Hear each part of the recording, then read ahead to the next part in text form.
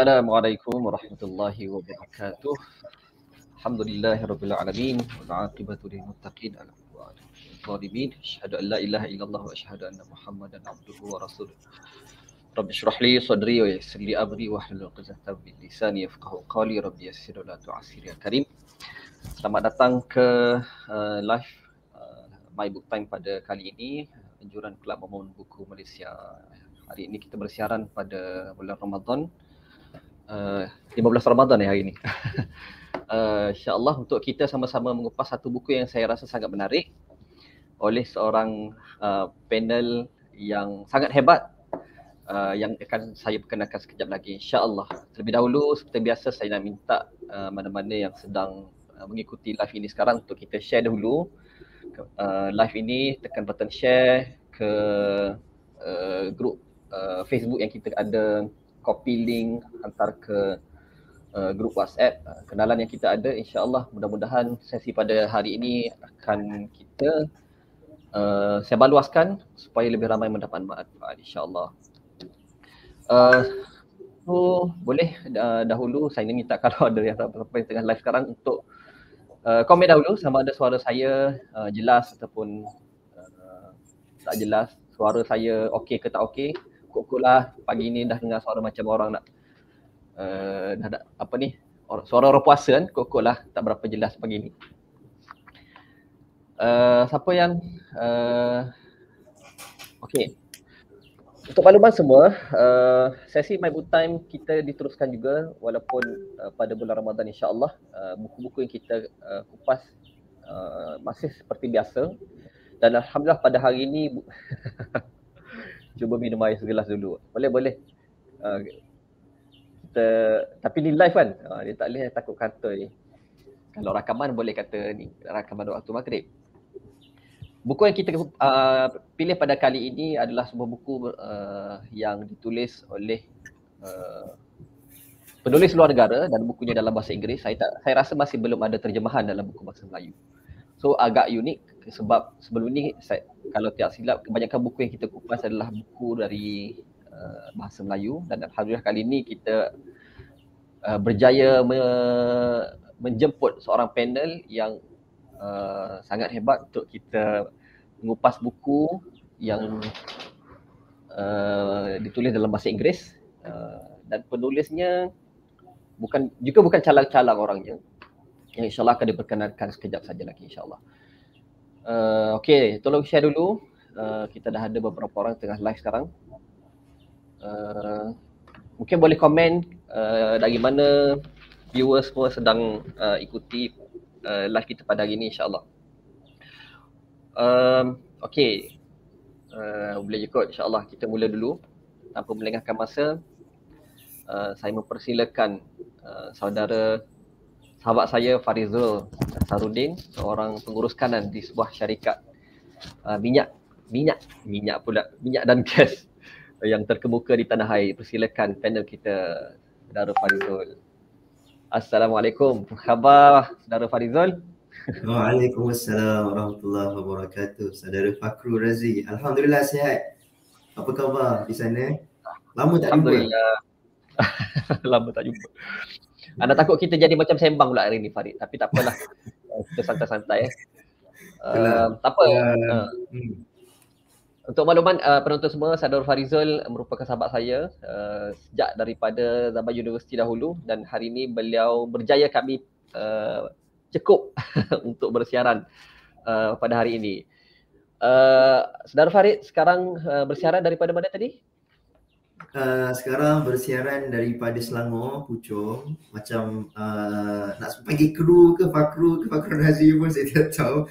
Tapi kita cuba untuk make it a bit formal lah, a bit lah, sebab ramai audience juga. So macam tadi Saudara Fakrul Razi sebut, memang panjang lah perjalanan persahabatan kami ni sejak daripada saya ingat saya 2004 paling kurang kan.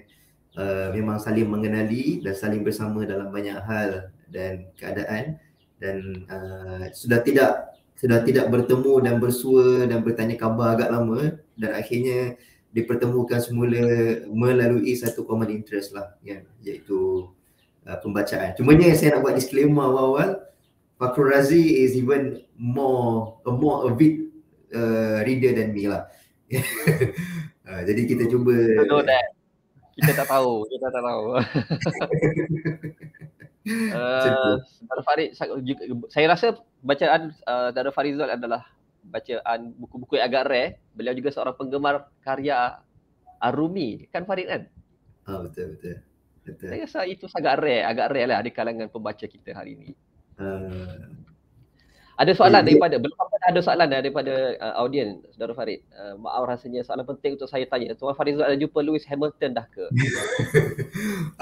Belumlah jumpa secara berdepan lagi, tapi biasalah nampak kadang-kadang kalau orang buat event tu nampak dari jauh lah. Sekarang dia dekat Malaysia kalau saya tak silap. Yang ada baru ni viral gambar dia isi kereta F1 dia dekat Petronas kan. Okay. Baru ni ada viral. Dia sekarang tak silap tengah buat tour di Malaysia. Boleh ajak buka puasa sekali? Boleh. Okay. Boleh. Saya dah baca dulu beberapa komen, kemudian kita boleh terus kepada diskusi buku pada hari ini, insyaAllah. Kita ada audiens daripada Kota Baru, Muhammad Irfan. Clear. Okey, terima kasih. Kita ada daripada Macang, dari Syarah Syamimi. Ini juga tim daripada Momen Buku, insyaAllah. Okey, kita masuk kepada buku kita hari ini. Saudara Farid, terlebih dahulu soalan untuk membuka perbincangan kita hari ini lah.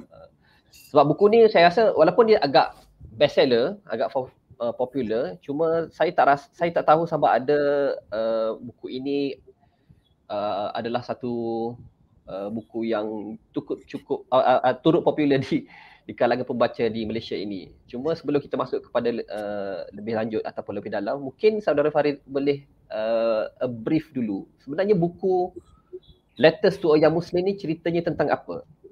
Silakan, pengenalan dulu. Alright, buku ni pertama kenapa saya bila saya pergi ke salah sebuah kedai buku lah di Kuala Lumpur, di KLCC lah, to be particular di Kinokuniya kan. Waktu tu memang tengah cari sebuah buku yang kalau boleh dia ada sedikit orang kata manfaat dari sudut pengisian rohani kan. Jadi saya pergi ke bahagian agama. Okay, dalam kebanyakan buku yang ada di situ saya tertarik pada buku ini walaupun cover dia macam agak macam sarang tebuan pun tak sarang tebuan dan sebagainya, tapi bila tajuknya tu Letters to a Young Muslim tu saya rasa macam mungkin ia relevan kepada saya sebagai seorang Muslim ataupun saya mungkin dalam kapasiti sebagai orang yang menulis kepada to a younger Muslim. Jadi atas sudut itu saya memilih buku ini dan bila saya beli, saya baca, memang terbukti buku ini sebenarnya dia menghimpunkan himpunan surat-surat seorang bapa kepada anaknya yang penuh dengan nasihat dan juga tips untuk bagaimana mendepani kehidupan dunia yang semakin kompleks sekarang ni kan. Tapi sebenarnya sebelum kita pergi kepada buku, saya kira mungkin kita boleh cerita sedikit siapa penulisnya dan bagaimana buku ini diterbitkan dan boleh dikeluarkan kan. Jadi setakat pembacaan saya dan pengetahuan saya, Omar Saif Robash ini merupakan an Emirati. Dia seorang citizen daripada UAE. Beliau dilahirkan di sana tahun 1971. Bahkan ada sebahagian menggelarkan beliau sebagai the future of UAE sebabnya beliau lahir pada tahun yang sama ketika UAE dibentuk tahun 1971 itu sendiri. Dan memang sejarah kehidupan beliau itu sangat dekat juga dengan pembentukan UAE sebab ayah beliau merupakan seorang the first Minister of Foreign Affairs kalau saya tak silap of UAE yang terbunuh dalam satu siri pembunuhan pada tahun 1977 di Abu Dhabi International Airport. Jadi beliau membesar sebagai anak yang tiada bapa, namun diberikan cukup pelajaran dan peluang untuk membesar yang baik daripada keluarga beliau sendiri, sehingga akhirnya beliau menarik sebab beliau mempunyai Bachelors of Art in Laws daripada University of Oxford. Dalam masa yang sama beliau juga mempunyai Bachelors of Science in Maths daripada University of London. Dan beliau menguasai paling kurang 4 bahasa, Arab, English, bahasa Russian dan juga bahasa French. Dan saya rasa oleh kerana itu juga beliau dihantar sebagai ambassador ke Rusia daripada tahun 2008 sehingga 2017, kemudian pula menjadi diplomat di France pada tahun 2017 hingga 2018 kalau saya tak silap. Dan sekarang ini yang terakhir setakat pembacaan dan pengetahuan saya, beliau merupakan Assistant Minister of Culture and Public Diplomacy kepada UAE. Jadi secara orang kata sejarah yang saya tahu bagaimana buku ini akhirnya terhasil, asalnya beliau ini menulis sebuah buku yang syarat dengan pengajian dan kajian-kajian akademik tentang politik, culture, pandangan-pandangan kritikal beliau terhadap dunia pada hari ini, tentang peperangan dan sebagainya. Namun bila beliau submit kepada publisher kata this is quite heavy, something like that lah. Dia kata mungkin ini agak berat, jadi cuba bagi a bit of personal touch, dia kata personal approach, dan cuba untuk tukar lenggok ataupun gaya bahasa itu kepada seolah-olah beliau memang menulis kepada anak yang ketika itu baru lahir. Dan terbukti bila beliau ubah pendekatan tersebut, buku ini memang pergi laju, sebab memang ketika beliau menulis kembali, beliau betul-betul membayangkan beliau sedang memberikan nasihat kepada anaknya Saif, yang ketika itu mungkin lebih kurang 15 atau 16 tahun lah kalau saya tak silap. Jadi memang betul-betul beliau menulis atas kapasiti sebagai seorang bapa. Sebab itu bila saya baca, kenapa saya buku kadang nampak belakang agak banyak lah kan, walaupun tak sebanyak yang Tuan Fakhrul Razi kan. Tapi tak semua buku kita habis baca. Betul tak? Kadang-kadang kita lompat tengah baca buku ni, kita hilang momentum, kita lari pula tengok macam buku ni lagi menarik rasanya kan. Kita baca buku lain pula, lepas tu patah balik buku yang lama. Tapi buku ni memang dia menarik saya untuk saya baca dari kulit ke kulit lah. Kalau orang pondok kata kan, dari kulit ke kulit. Tapi saya baca buku ni lama dah, 2018, 2019 ketika ia baru dikeluarkan lebih kurang ni. Dan ketika saya baca tu, saya macam ditarik kepada momen-momen pengalaman saya bercakap dengan ayah saya sendiri. Sebab alhamdulillah saya dibesarkan dalam satu lingkungan dan juga environment yang memang meraihkan akal untuk betul-betul berfikir dan mempersoalkan. Jadi ayah saya daripada kecil memang kalau kami balik kampung daripada Taman Selayang ke Tanjung Karang ataupun daripada Rawang ke Tanjung Karang, masih dalam Selangor, tapi perjalanan lebih kurang sejam ke 2 jam. Jadi sepanjang perjalanan tu kalau tak tidur tu memang ayah, walaupun kami masih sekolah rendah ataupun usia muda, saya yakin ramai juga keluarga buat benda yang sama, ayah juga buat perkara yang sama. Tapi dalam konteks pengalaman peribadi saya, ayah saya tu banyak membentuk saya dengan menyuntik persoalan-persoalan untuk kita berfikir. Daripada kecil ayah ada tanya, betul ke faraid? Sistem faraid ni macam mana? Padahal kita tak tahu faraid tu apa benda pun kita tak tahu, sebagai contoh kan. Ataupun dia tanya tentang riba, kita tak belajar lagi ayat paling panjang dalam surah Al-Baqarah pada ketika itu, sebab usia mungkin baru darjah 6, baru tingkatan 1 sebagai contoh. Dan macam-macam lagi tentang politik, apatah lagi darjah 6, 99 dengan kes yang berlaku di Malaysia pada ketika itu yang 98, 99, dilema politik, konflik politik yang agak besar dalam sejarah Malaysia ketika itu sedang berlaku. Jadi ayah banyak melontarkan persoalan-persoalan untuk menggalakkan kami berfikir. Jadi ketika saya membaca buku ini, Letters to Young Muslim ni, saya macam terimbau kembali kepada pengalaman kecil saya berbicara dan berinteraksi dengan ayah sendirilah. Ayah saya, kalau dia tengok ni dia tahulah, tapi saya tak rasa dia tengok. Itulah Fakhrul. Oh, okey. Terima kasih Farizul. Sudah dia dah keliru dah nak panggil apa? Saudara Farizul. Tak apa. Farid. Wajar. Saya sangat setuju dengan yang awal-awal Farid bagi tahu tadi, yang bila saya pun ke kedai yang sama, Kinokuniya. Masa tu saya macam tak ingat yang saudara Farid pernah share buku ni, tapi masa tu tengah go through nak pilih, bila dah pergi Kinokuniya ni kena beli buku yang betul-betul puas hati lah. Dah jarang-jarang dapat pergi saya dari Kelantan ni.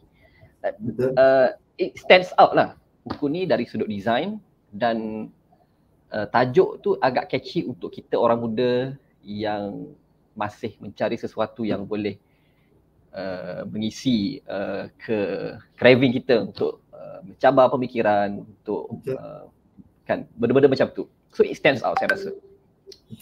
Dan bila saya tengok juga latar belakang penulis ini bukan calang-calang. Betul, saya bilik antara yang saya perasan yang pertama adalah dia punya degree. Satu law dan juga mathematics. Ini Law and agak math, betul.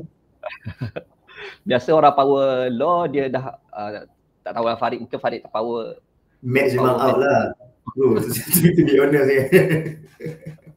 Orang power maths dia dah tak berapa ke arah law. So ini agak rare. Dan bila belik-belik betul dia sangat menarik. Dan saya baru tahu maklumat yang dia rupanya tulis pada asalnya bukan untuk surat maksudnya lepas dinasihatkan oleh editor ataupun publisher.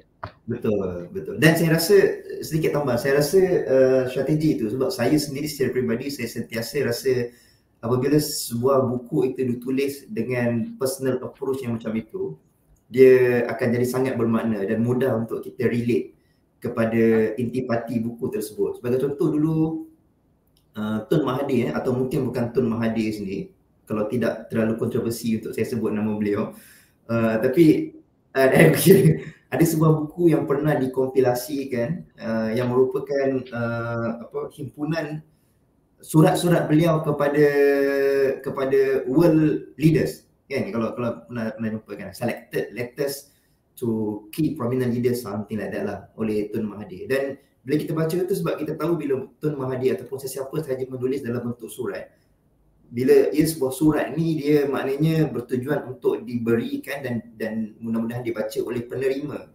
Jadi akan ada some personal elements di situ yang mudah-mudahan dan pada saya memang sangat boleh dirasai lah. Sebab itu bila saya baca buku ini, dan apatah lagi bila tengok tajuk sendiri pun dah very catchy lah, letters tu yang Muslim kan. Namun buku ini setakat yang juga saya faham, walaupun dia tulis kepada anak beliau, dalam kerangka pemikiran beliau ketika sedang menulis buku ini merupakan nasihat untuk anak beliau. Tapi sebenarnya message yang diberikan itu, nasihat-nasihat yang cuba beliau kemukakan adalah nasihat yang bersifat general untuk younger Muslim generation, supaya mereka boleh nampak satu bentuk world view yang lebih jelas, yang mungkin setakat ini macam menurut pandangan beliau sudah ada sedikit elemen-elemen yang agak kompleks dan perlu diungkaikan.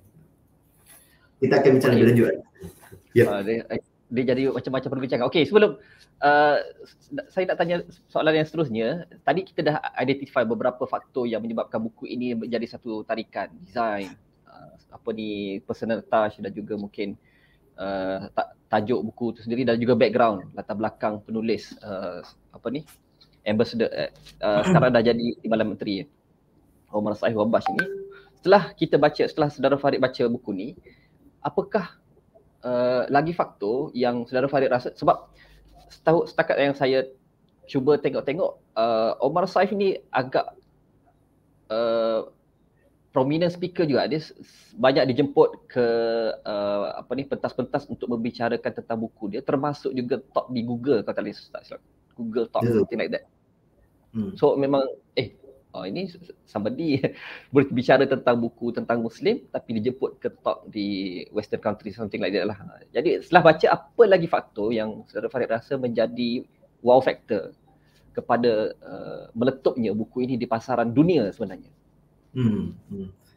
Pandangan saya, menurut pembacaan saya sendirilah, sebab setiap orang membaca dengan lensa yang berbeza, dengan kerangka pemikiran, pemahaman yang berbeza. Namun pada pandangan saya sendiri, apa idea yang cuba diketengahkan oleh Omar Saif ni, Omar Saif Wabash ni adalah idea keterbukaan, idea terbuka yang pertama kan. Idea terbuka dalam dunia yang makin kompleks dan makin terbuka. Dan yang kedua, meraihkan kepelbagaian. Salah satu, kalau saya boleh kongsi salah satu tajuk yang juga a bit catchy, perhaps could be the most catchiest dalam buku ini adalah, dia kata, what is the true Islam? Okay. Tajuk chapter tersebut, what is the true Islam? Sebabnya setakat pengalaman beliau kata ketika beliau membesar, terlalu banyak kelompok-kelompok yang claim ataupun mengatakan bahawa they hold the truest Islam. Contoh ISIS sebagai contoh pada ketika itu, ataupun banyak kumpulan-kumpulan yang mengatakan bahawa inilah Islam yang sebenar. Setakat dan Itu ada teruskan. Okey, inilah kumpulan Islam yang sebenar dan kumpulan tersebut mewakili dunia Islam secara keseluruhannya. Jadi beliau kata, mengapa tidak kita betul-betul duduk semula, kita take a step back, duduk semula dan cuba fikir Islam ni macam mana sebenarnya kan. Memang ada hadis yang mengatakan bahawa sebab baik kurun adalah kurun Nabi, kurun selepasnya dan kurun selepasnya kan. Dan kebanyakan kumpulan-kumpulan yang ada sekarang ini cuba untuk mengatakan bahawa mereka inilah yang paling dekat dengan kurun yang paling baik 3 kurun sebelumnya kan. Tapi persoalannya, adakah betul? Dan bagaimana nak tahu sama ada betul ataupun tidak? Okay. Jadi beliau cuba untuk paling utama adalah before we can answer that question, we should know ourselves and we should also learn about Islam, the fundamental of Islam itu sendirilah kan. Beliau kembali kepada Al-Quran, kepada apa ajaran Nabi, dan yang paling penting beliau kata jangan hanya kita menilai daripada neraca yang mengatakan bahawa we are the best and only our group is the best. Macam itu. Okay. Sebab sekarang ini kita hidup dalam dunia tanpa sepadan, dalam kepelbagaian yang sangat-sangat, kalau bahasa sastranya, kepelbagaian yang sangat rencam, sangat pelbagai kan. Ada yang kata macam ni, ada yang kata macam itu, ada yang nak menuju ke sini, ada yang nak menuju ke situ. Tapi akhirnya bagaimana kita memastikan bahawa Islam ini benar-benar boleh berdiri sama tinggi dengan culture-culture yang lain dan tidak akan dipandang kecil dan remeh sebagaimana yang pernah dan mungkin sedang berlaku segelintir kecilnya.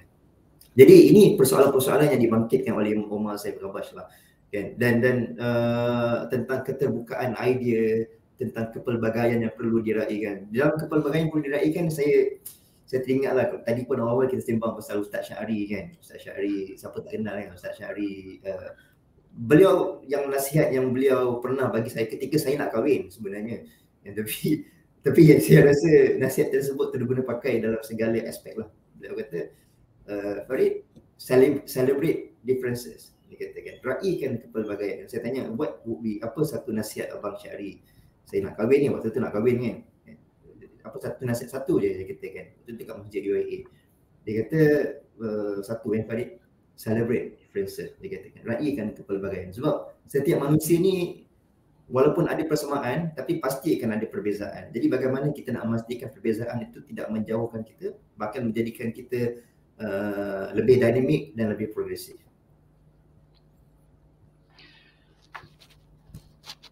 Wow, dia dah makin berat dah bila Farizul dah masuk ke dalam buku.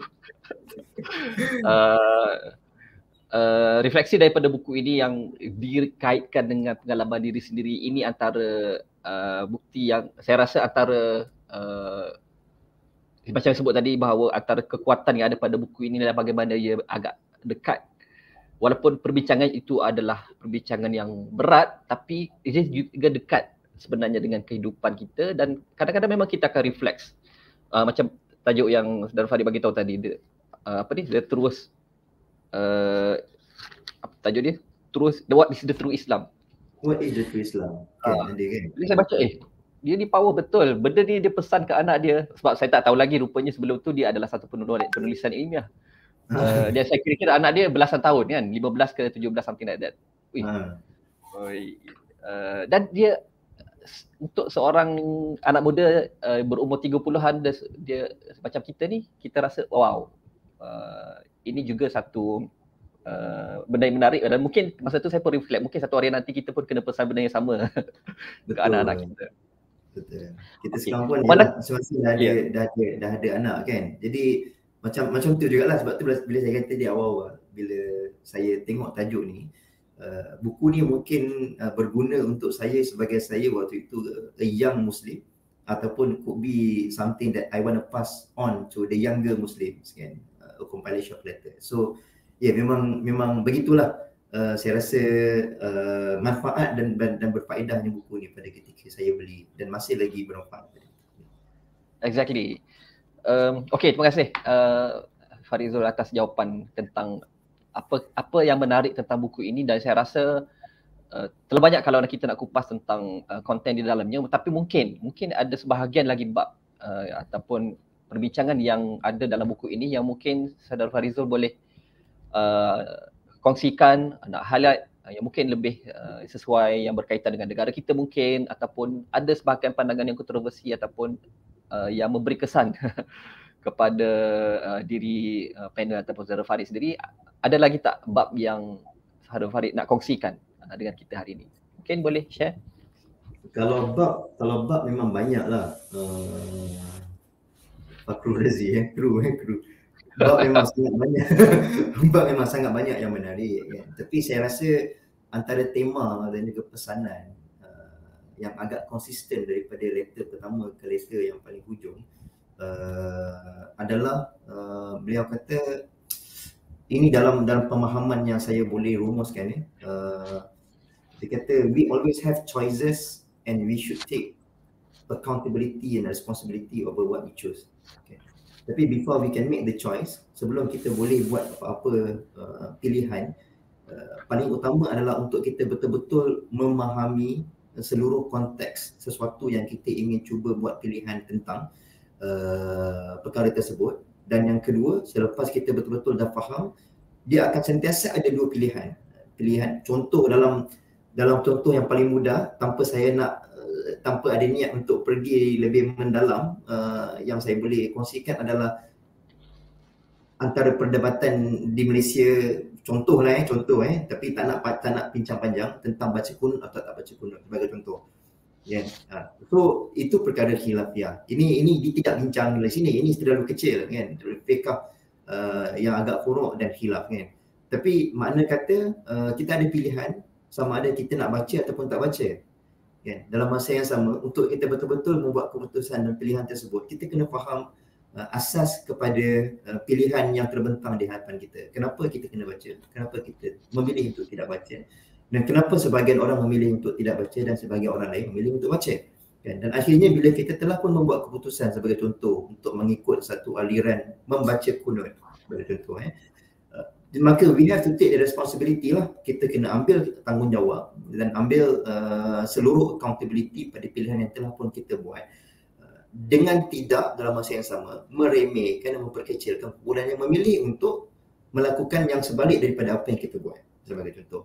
Okay. Jadi ini asas dan juga tema yang konsisten daripada awal sampai akhir. Sebagai contoh lain, persoalan yang lebih besar beliau sebut pada ketika beliau membesar dengan landscape dunia Islam yang agak bercelaru dengan timbulnya ISIS, dengan timbulnya pelbagai peperangan di negara-negara Islam, Afghan dengan Sovietnya, Bosnian punya war pada tahun 1980-an, kemudian dengan Iraq being invaded 1993, sebelum itu Iraq tahun 1980 sampai 88 lebih kurang macam itu.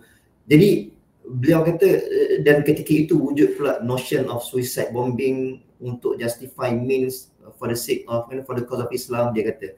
Jadi untuk memahami betul-betul tema itu, betul ke dia perlu wujud dengan satu persoalan yang paling asas, betul ke membunuh diri dengan tujuan untuk mempertahan dan menegakkan Islam ini selari dengan apa yang diajar oleh Islam? Jadi before we can make the choice of whether betul ataupun tak betul, we need to really study and memahami subjek tersebut. Dan pada beliau, akhirnya beliau kata tak betul kan. Tapi beliau dalam surat yang sama juga beliau kata, I leave it to you, terpulang kepada kau wahai Saif, Habibie Saif, dia kata, anakku, untuk kamu pula membuat penelitian sendiri dan cuba untuk memahami seluruh kerangka dan konteks yang berlaku dan akhirnya membuat keputusan yang betul. Dan selepas membuat keputusan tersebut, bertanggungjawab kepada keputusan tersebut dan tidak meremehkan keputusan yang diambil oleh orang lain. Ini antara tema yang saya rasa paling berat dan paling penting dan paling konsisten yang kita sebagai Muslim pada era dan zaman ini perlu kita cuba betul-betul fahamlah. Sebab hidup dalam zaman ni is not easy lah. Ya, kita pun sekarang ni kadang-kadang bila kita dengar satu sumber maklumat dan informasi yang sampai daripada sekumpulan ni, kita dengar betul ke macam ni kan? Kenapa dulu aku belajar lain kan? Lepas tu kita dengar pula daripada kumpulan lain dia kata macam ni pula. Dan rupa-rupanya bukan hanya dua kumpulan, ada pula kumpulan ketiga yang kata macam ni pula, kumpulan keempat, kelima dan keenam kan? Terlalu rumit dan kompleks dunia pada hari ini. Jadi kalau saya boleh kongsikan juga sedikit apa yang disebut oleh mungkin tak ramai yang menyukai dan menggemari penulis daripada Russia ini, namanya Immanuel Kant, sebab beliau antara orang yang mengenengahkan juga idea-idea yang agak berat dan tidak selari dengan apa yang kita ada di Malaysia. Tapi beliau menulis satu buku, kalau bahasa Melajunya apa itu pencerahan lah. Apa itu pencerahan, dan satu tema ataupun moto yang beliau perkenalkan yang juga diulang sebut oleh kumpulan anak muda satu masa dulu, iaitu sapere aude. Maknanya the faculty, the capability of your kemampuan berfikir itu perlu dipergunakan, dan ia bermula dengan mempersoalkan. Dalam konteks budaya Islam dan pendidikan Islam, kita harus pakai idea tersebut dalam acuan yang betul, kan? Kita mempersoalkan bukan dengan akhirnya untuk kita melemahkan dan memperkecilkan, tapi kita mempersoalkan dengan tujuan untuk kita memahami dan akhirnya kita betul-betul boleh mengamalkan dan menyebarkan dan memperkukuhkan lagi. Jadi itu saya rasa Islam tidak pernah melarang untuk kita bertanya, betul, untuk kita mempersoalkan. Tak betul bila ada orang kata bahawa kita dalam budaya taklid ini kita hanya mengikut membuta tuli, tidak, kan? Tapi taklid ini maknanya memang satu acuan perbahasan yang telah pun dilalui oleh pelbagai ulama, dan kita mempersoalkan dengan tujuan untuk memahami dan betul-betul mendalami supaya akhirnya kita pun bersetuju dengan penemuan yang telah ditemui oleh ulama-ulama silam, dan akhirnya kita memperkukuhkan sesuai dengan dunia zaman sekarang. Masya Allah. Dia bertambah berat kepala. Dan saya sangat Farid masih seperti dulu. Setiap kali perbincangan aku kita dengan idea-idea dan butiran yang beliau kemukakan, dan bila Farid sebut tentang Immanuel Kant, the Enlightenment dan sebagainya, itu The Enlightenment. Mengimbau kembali era-era mahasiswa kita dulu yang banyak merujuk, antara orang yang kita rujuklah untuk menulis, ataupun masa tu dengan cari modal yang nak menulis supaya macam raw sikit. Immanuel Kant antara orang yang sapere aude, tu yang slogan yang biasa kita sebut itu. Dan betul, saya sangat setuju dengan saudara Farid, walaupun saya belum habis baca buku ni, tapi kalau saya boleh support sikit, tambah sikit yang Farizul bagi tahu tadi, my first take home message daripada buku ni adalah to question apa yang kita dah faham, yang kita tahu pada hari ini, dan dia akan membawa kepada, macam Farizul bagi tahu tadi, adalah pilihan seterusnya. Bila kita, sebab apa yang kita faham, apa yang kita dah tahu, tak semesti itu yang paling betul dan paling tepat. Jadi dia akan sama ada apa yang kita bukanlah mempersoalkan, to question back, kan, kita sama ada akan membawa kepada kefahaman yang lebih jelas ataupun akan memberi pencerahan. Rupanya di sana banyak lagi kepelbagaian lain yang kita kena raikan. Tiba-tiba terinspirasi untuk mengulas juga. Okey. Sebelum saya masuk ke soalan lain untuk Farizul, saya ada beberapa soalan lain dan ada beberapa soalan on the spot yang tak plan untuk Farizul. Mungkin ada soalan daripada audiens, boleh tinggalkan dulu di ruang komen. Saya tengok dah ada 1-2 soalan tadi. Sebelum saya tak masuk ke soalan yang bukanlah terakhir, tapi kita yang sebagaimana Farizul bagi tahu tadi, yang background penulis ini, Omar Saif Robash ini, dia menarik dan dia ada pengalaman sebagai duta di diplomat di Rusia, pengalaman pendedahan dalam bahasa Perancis dan sebagainya, dan kepelbagaian pendedahan itu mungkin membawa kepada keterbukaan dan juga jalur pemikiran, tak adalah nak kata berbeza, tapi jalur pemikiran yang di luar daripada norma, mungkin kalau saya boleh gunakan istilah itu. Saudara Farizul sendiri pernah merantau sebagai seorang ekspatriat ke Iraq. Saya tak tahu berapa lama. Mungkin saudara Farizul boleh reflect sedikit, mungkin boleh cerita sedikit, mungkin ada pengalaman semasa merantau di negara orang, dan adakah pengalaman tersebut juga memberi satu perubahan dari sudut memahami apa yang kita dah belajar sebelum daripada ini membawa kepada pencerahan baru ataupun bagaimana? Mungkin Eta boleh cerita sedikit dari sudut aspek itu. Okey. Boleh tak? Adalah pengalaman sikit merantau, taklah lama kan. Tapi adalah sedikit sebanyak pengalaman melihat negara orang, budaya Berapa orang lama lain. sana? Ha? Berapa lama Eta, berapa negara dan sudah berapa lama Eta bekerja? Tak banyak negara. Cara yang tanya itu macam banyak negara.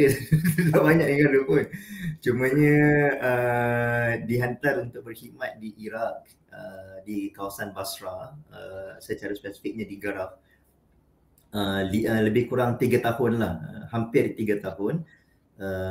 Dan berulang-alik jugalah melalui Qatar ataupun Dubai. Sebabnya untuk sampai dan menjejakkan kaki di Iraq tu, kami kena transit sama ada di Dubai ataupun melalui Qatar kan. Jadi dapatlah tengok sedikit sebanyak kepelbagaian. Tapi bila yang tertanya pengalaman dan kalau saya boleh cuba kaitkan balik dengan buku ni,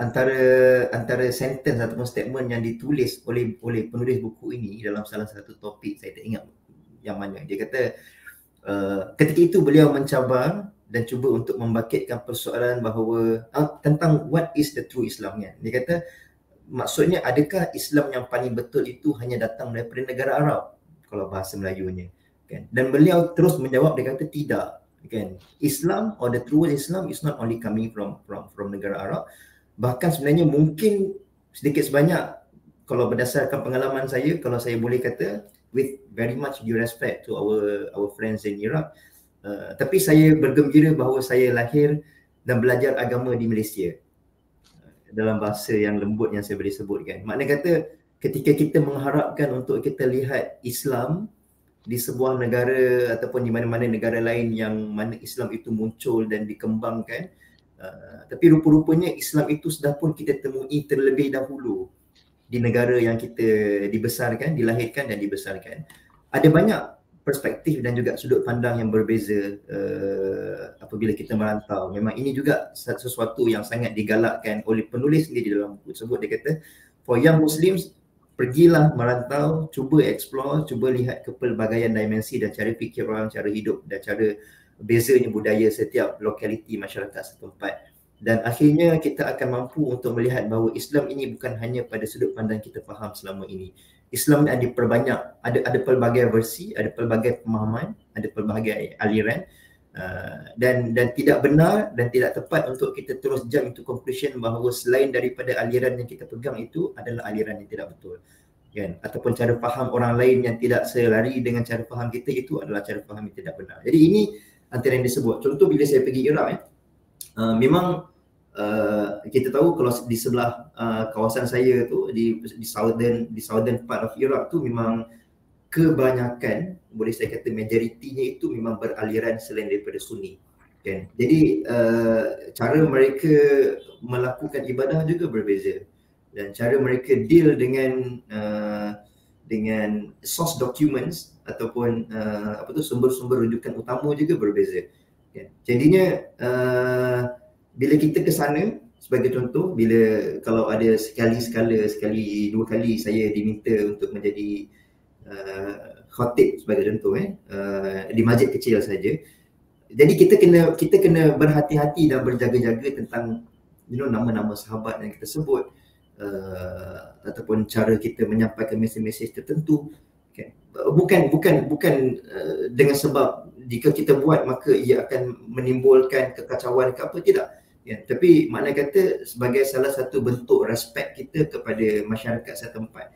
Dalam masa yang sama kita masih mengekalkan pemahaman dan identiti dan jalur fikir yang kita pegang selama ini kan. Sebab itu juga disebut oleh penulis buku ini adalah untuk kita, macam saya kata tadi, untuk kita meraihkan kepelbagaian dan kita tidak memperkecilkan pandangan-pandangan orang lain. Okey, terima kasih Faridul atas perkongsian, dan saya tak ramai kenalan yang kalau macam kalau UK, kalau negara Arab itu dah agak biasa. Kalau Iraq ni mungkin satu-satunya kawan saya yang saya tahu pernah kerja dekat Iraq. Mungkin saya tak cukup ramai kenalan lagi. Walaupun pun terima kasih Farizul atas perkongsian tadi. Kita ada soalan daripada audien dan saya rasa nak gabungkan juga dengan soalan daripada saudari adinda kita Muhammad Irfan. Farid, untuk makluman sebenarnya Irfan ni sepatutnya memoderatorkan Entas Malam, tapi sebab dia lah ada Irfannya. Ya. So, dia boleh tanya soalan dekat sini. Okeylah. Ada yang berpandangan cara fikir dan tulis pengarang banyak terdedah kepada Islam liberal, tidak jumpa juga dalil Al-Quran dan hadis dalam buku tersebut walaupun latest tu yang Muslim. Bagaimana pendapat tuan? Saya sekalikan dengan soalan saya, soalan Farid, iaitu kalau ada sebarang, ya biar, sebab buku ni adalah juga refleksi pemikiran ataupun pandangan daripada penulis tu sendiri, maka seperti biasa pandangan seseorang itu mesti ada, bukan semua kita akan setuju. Jadi kalau ada konten ataupun tema dari buku ini yang tidak yang mungkin pada pandangan Farizul tidak bersetuju, kalau ada mungkin boleh kongsi, kalau tak ataupun sekaligus mungkin juga apa pandangan tentang dengan tidak adanya dalil dalam buku ini, adakah ia terdedah dengan Islam liberal? Apa pandangan tuan? Silakan Farid. Memang saya ada baca lah banyak review juga kan, dan bahkan dalam dialog-dialog yang beliau kendalikan memang ada certain critics yang mengkritik buku tersebut dengan mengatakan bahawa yalah, buku ni seolah-olah macam mempromosikan idea Islam liberal, pluralism, dan saya tidak menolak secara mutlak kritikan tersebut, sebab memang kalau kita baca dengan lebih dalam dan cuba untuk make sense of some of the advices yang dia bagi, mungkin menjurus ke arah itu. Tapi dalam masa yang sama, kalau saya sendiri sebagai pembaca, bila saya membaca, saya akan cuba untuk buang itu, ini saya punya sikap lah. Bila saya baca sesuatu buku yang saya decide untuk baca, pertama saya akan buang sebarang rasa curiga kan? Dan saya cuba untuk siapkan diri saya untuk absorb dan menerima, kemudian saya akan persoalkan dan baru saya akan alignkan betul ke tak betul dengan apa yang saya belajar selama ini kan. Memang ada unsur-unsur tersebut, dan sebahagian kritikan yang lain juga mengatakan bahawa beliau seolah-olah menentang idea-idea ummah, kesatuan ummah yang dibawa oleh, kalau dulu Ikhwanul Muslimin, kemudiannya dipropagandakan dibawa oleh kumpulan ISIS dan sebagainya kan. Dan beliau lebih mengutamakan idea individualism. Ini mungkin salah satu ideologi yang cuba diketinggalkan oleh beliau kan, individualism. Tapi pada saya there's nothing wrong with it. Di atas kata kunci memperkukuh diri sendiri dahulu. Saya faham mungkin apa yang cuba diketinggalkan oleh penulis itu lebih besar daripada itu, dan lebih berat daripada itu, yang mungkin mencabar status quo dan juga idea-idea yang sudah kita biasa dengannya. Tapi at the bottom line, paling kurang pada saya, apa yang dinasihatkan oleh penulis tersebut adalah sebelum kita nak pergi, sebab kalau kita tengok pada fasa pembentukan sebuah negara oleh Nabi SAW dulu pun, Nabi tidak bermula pada tahun pertama dengan terus mewar-warkan idea negara Islam kan. Tapi Nabi secara konsepnya ataupun secara prosesnya, Nabi bermula dengan membina jati diri individu Muslim dulu kan. Selepas individu Muslim, kemudian barulah Nabi bina sebuah masyarakat Muslim, kemudian barulah ultimately sebuah negara dan paling besar khilafah Islamiah kan. Kita tak nak bincang secara dalam tajuk tersebut kan, sebab sekarang banyak juga pandangan bahawa we are already past the stage of focusing too much on individual punya aspek, sebab sekarang ni memang kita harus menuju kepada mengembalikan kegemilangan zaman khilafah, zaman negara, zaman masyarakat Islam kan.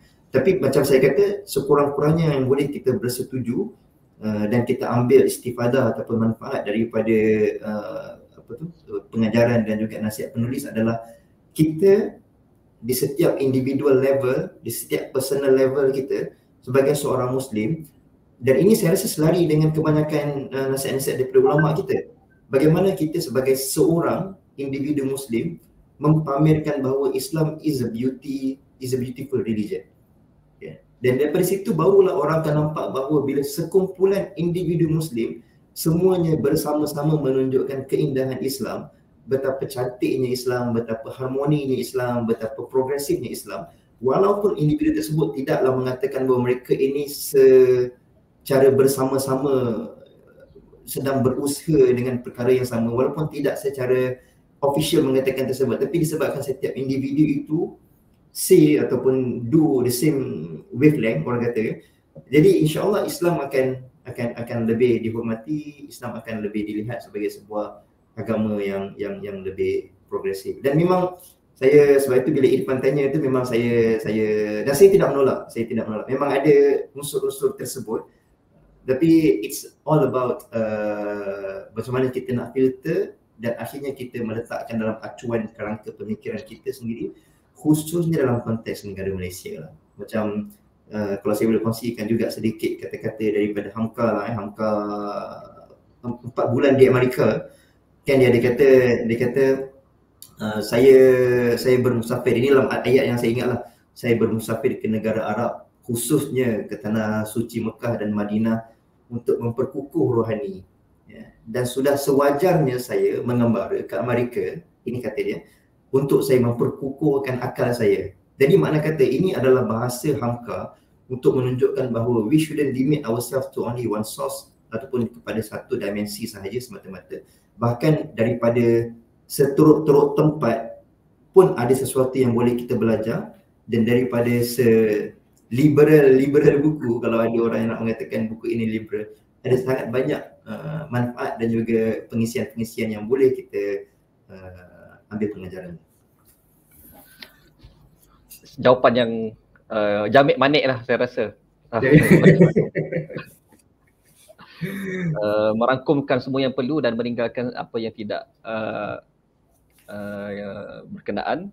Yang saya kira itu satu sikap yang sangat perlu dalam kita nak mentelaah apa-apa sahaja buku, sama ada buku bertemakan liberal seperti ini, bahkan buku kafe sekalipun. Betul. Ataupun buku itu bertemakan Islam itu sendiri yang penuh dengan dalil dan sebagainya. Sikap pembaca kita sebagai pembaca harus ada satu pendirian ataupun prinsip yang kita harus pegang, bahawa mana-mana buku itu akan ada manfaatnya dan akan ada pandangan yang tidak semestinya 100% terua, pandangan yang paling true lah kita katakan. Tak pandailah saya nak cakap macam Farid, tapi macam itulah. Kan? Betul dah lah tu. Ada satu lagi soalan, Muhsin Iltizam, antara penonton setia kita jugalah, selalu ada dalam live kita. Persoalan yang saya ada ke buku ini dalam versi bahasa Melayu? Yang kedua, boleh kongsi tak pandangan tuan, buku apa yang kiranya baik juga konten setaraf dan sama dengan buku ini, berkaitan menasihati dan mendidik anak atau generasi baru, dan baik untuk kita para ibu bapa muda. Silakan Farizul, jawapannya. Allah. Kalau soalan pertama, setahu saya masih belum ada, atau mungkin saya belum jumpa buku yang diterjemahkan, buku ini yang diterjemahkan ke bahasa Melayu. Mungkin ada mana-mana, mungkin My Book Time ataupun Momen Buku sendiri nak take the initiative untuk tafsirkan atau terjemahkan buku ini. Because pada akhirnya buku ini memang macam saya kata, the bottom line is it is a compilation of letters to his son. Dan kalau kita banyak tidak bersetuju pada sudut Islam liberal, pluralism dan sebagainya, atau individualism yang cuba beliau ketengahkan, sekurang-kurangnya buku ini terkandung nasihat-nasihat daripada seorang bapa kepada seorang anak lah. Itu yang pertama. Yang kedua, buku-buku lain yang juga baik, sebenarnya saya juga menunggu-nunggu kalau ada cadangan daripada pembaca ataupun pendengar audiens yang lain, sebab saya juga baru menjadi bapa, baru lebih kurang setahun lebih baru menjadi bapa. Jadi kita pun tengah mencari-carilah. Cumanya saya rasa dalam mungkin kelemahan saya sendiri, sebab saya minat buku-buku yang macam ini. Kalau dulu sebelum ni pernah keluar buku dia bukan tema macam ini, tapi lebih kepada cerita sebenar tentang bagaimana kehidupan seorang puteri Arab Saudi, princess. Pernah dengar tak? Dia siapa penulis saya tak ingat sekarang, tapi tajuk buku tu Princess lah. Okey, Jadi rasa pernah. kan, jadi buku-buku macam tu maknanya dunia menyingkap dunia sebenar tentang Islam, kan, tentang bagaimana Islam diamalkan di sebahagian tempat, di sebahagian budaya dan sebagainya. Dan saya memang minat buku-buku yang macam ni, saya nak kata, kan. Tapi mungkin atas kelemahan saya yang kurang berjumpa, tak banyak sebenarnya buku-buku jenis ini yang dikeluarkan di Malaysia. Dan saya dengar kalau di Singapura ataupun di Turki mungkin lebih meriah, atau mungkin for that matter di Indonesia mungkin lebih meriah buku-buku yang dengan aliran ini. Kalau kita pergi kat Kino pun, for example, section dia hanya mungkin lebih kurang 2 row tu je, ataupun 1 row, 2 row lah, kan, Kiri kanan. yang kiri kanan yang menghadap tu je, kan, yang betul-betul memang mengangkat idea-idea yang ada Islamic content macam ni. Lebihnya buku terjemahan daripada tulisan Imam Syafi'i, buku-buku lama lah, buku lama. Tapi sekarang mungkin kita inginkan budaya pembacaan yang berjurus kepada tema-tema Islam ini mudah-mudahan lebih meriah di Islam di Malaysia. Okay. Dan soalan ketiga, menasihati mendidik anak atau generasi baru. Itulah macam saya kata, I'm not in the best position to advise, sebab saya pun baru je assume this duty. Kalau saya nak tulis surat untuk anak-anak pun orang pun tak boleh baca lagi. tapi pada saya ia berbalik kepada pada apa yang diingat oleh Nabi lah, sallallahu alaihi wasallam, kan. Dan dalam hal ni pun pernah saya berjumpa satu masa dengan Ustaz Nazrul Nasir, Syekh Nazrul kita panggil, kan. Bila saya kata macam mana sekarang dunia kalau Ustaz terdengar lah ini, kalau saya boleh sampaikan kepada ramai juga antara pesanan Ustaz, dia kata, saya tanya macam mana nak membesarkan anak dalam keadaan dunia sekarang ni menakutkan dan mengerikan. Kita pernah je tengok tiba-tiba disebabkan budaya TikTok, tengah-tengah makan pagi waktu sarapan dekat, bukan bulan puasa, pastinya bukan bulan puasa, makan pagi sarapan, tiba-tiba ada budak kecil umur 2-3 tahun tengah menari depan kamera, rupanya tengah rakam TikTok untuk masuk di-upload di TikTok, kan. Kita nak cakap lebih pun kita takut lah, kan. Tapi itu yang saya tanya kepada Ustaz, kepada Syekh Nazrul. Syekh Nazrul kata kembali kepada Nabi. Nabi ni dia kata Nabi ni umat akhir zaman, kan. Umat akhir zaman ni maknanya Nabi ni Nabi untuk umat akhir zaman, kan. Jadi kita ini sebahagian daripada umat Nabi, kan. Sebab Nabi itu bukan Nabi untuk para sahabat dan juga para tabi'in yang hidup pada zaman itu saja. Jadi Muhammad sallallahu alaihi wasallam itu masih lagi Nabi pada hari ini untuk kita semua. Jadi apa pun panduan, kita balik kepada Nabi, dan sekurang-kurang perkara yang boleh kita buat adalah dengan memperbanyakkan selawat lah, untuk kita sentiasa ingat dan memohon mudah-mudahan syafaat daripada Nabi sallallahu alaihi wasallam, khususnya dalam konteks menjadi ibu bapa untuk generasi muda. Itu je lah yang saya boleh kongsikan tentang persoalan yang ditanya oleh saudara Muhsin. Allah. Betul. Terima kasih Farizul. Sama, saya pun mencari-cari satu buku yang betul-betul, tapi sebenarnya sebanyak mana buku yang kita cari, sebanyak mana buku yang kita baca, there is no book fits semua masalah yang kita cari lah. Kalau kita inginkan paduan untuk anak-anak, saya rasa susah nak recommend satu buku yang that's it. Ada buku tu, tak payah baca buku lain, tak ada. Dia akan terus kena ada penambahan, kan. Buku lain, lain caranya, lain isinya. Itulah. Kita semakin dah hampir ke climax ataupun pengakhiran sesi kita hari ini. Saya rasa tak ada dah soalan daripada audien hari ini. Kalau Kelantan, sebab biasanya Farizul, audien kita ramai dari Pantai Timur, Kelantan dan juga Terengganu, sebahagian sahaja daripada itu biasanya pengalaman saya lah, biasanya kalau kita live. Mungkin hari ini dia orang kerja, mungkin kurang meriah sikit. Walaupun akhir sekali, mungkin ada pesanan daripada Farizul, mungkin take home message daripada buku ini, pesanan kepada pembaca ataupun pesanan kepada sesiapa yang nak baca buku ni sebagai pengakhiran dan penutup, dan juga terus merumuskan diskusi yang kita adakan pada hari ini tentang buku ini. Silakan. Pandangan saya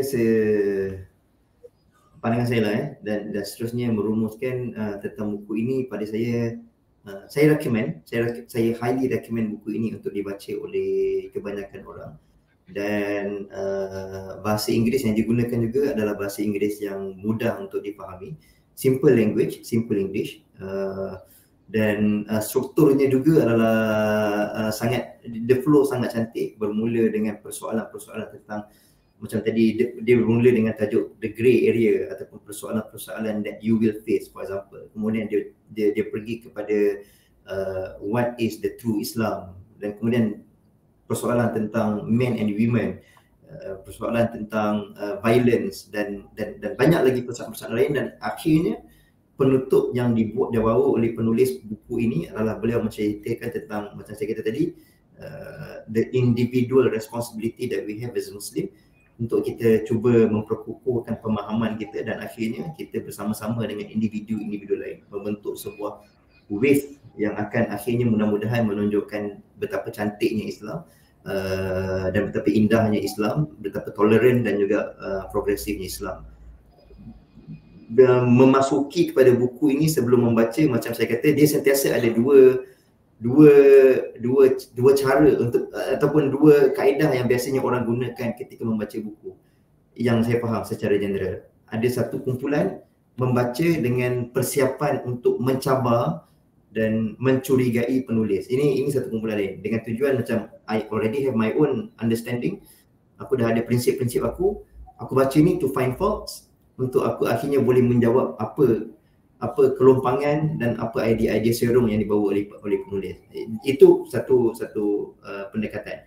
Dan pendekatan yang kedua yang pada saya lebih dekat dengan saya adalah bila membaca apa sahaja jenis buku, regardless of siapa pun penulisnya, daripada mana kumpulan pun penulisnya, sentiasa bila lamanya ilmu ni pasti akan ada manfaatnya, kerana akhirnya ilmu itu semuanya daripada Tuhan kan. Cuma ada sebahagian ilmu itu ataupun maklumat itu telah pun dipesongkan, makanya kita sendirilah yang kembali untuk meletakkan neraca yang lurus supaya pemesongan itu at least pada kita boleh diperbetulkan, dan kita pula kemudiannya cuba untuk sampaikan kepada orang lain bahawa yang ni betul, yang ni tak betul, ambil yang betul sahaja. Jadi itu sahajalah pandangan umum dan juga rumusan saya tentang buku ini. And last but not least, just enjoy reading the book. Itu saja. Terima kasih Saudara Farizul atas perkongsian buku Letters to a Young Muslim. Boleh dapatkan bagi mereka yang berminat. Saya rasa setakat ini saya cuma jumpa di Kinokuniya lah kalau di Malaysia. Ada juga jual di online. Sebagaimana Saudara Farizul tadi, saya juga recommend untuk sesiapa saja baca buku ini atas prinsip yang sama sebagaimana yang telah panel kita sarankan tadi. Sekali lagi saya ucapkan terima kasih kepada Farizul sudi bersama kita hari ini. Terima kasih juga teman buku jemput. Saya tak ingat, kita pernah sepentas ke sebelum ni Farid? Tak pernah Mungkin di UIA Kuantan kot. Kalau bukan, ya betul kan? Forum mahasiswa di UIA Kuantan. Ya. Okey, tak apa. Akhirnya ni dia salah seorang dari anak kembar. Ni salah seorang.